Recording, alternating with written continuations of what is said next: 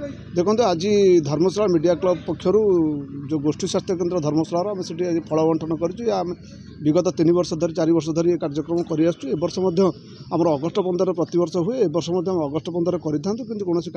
विधायक कार्यक्रम रही है आम करें जहाँकि आज आम यहाँ करुँ जो रोगी मैंने रही आम गोटे किसी तो अधिक किसी दे पारूँ जस्ट टे फल देकी आम गोटे सामाजिक दायित्वबोध जहाँ रही आम तुले चेष्टा करूँ।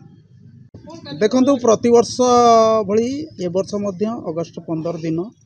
आम धर्मशाला गोष्ठी स्वास्थ्य केन्द्र किसी फल बंटन करूँ रोगी संपर्क मान को किसी फल बंटन करूँ कि ए वर्ष जेहेतु अगस्ट 15 रे किसी कार्य व्यस्तता सांबादिक मानकर थिला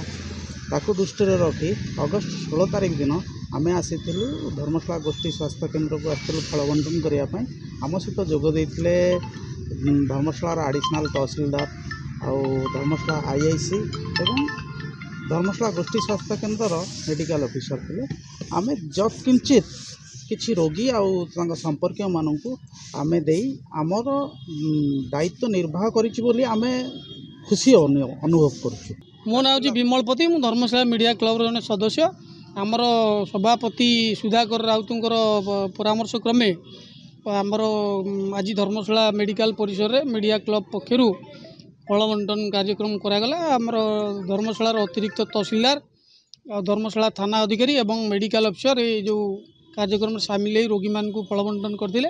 आमर साधारण संपादक आनंद महारणा आमर वरिष्ठ सभ्य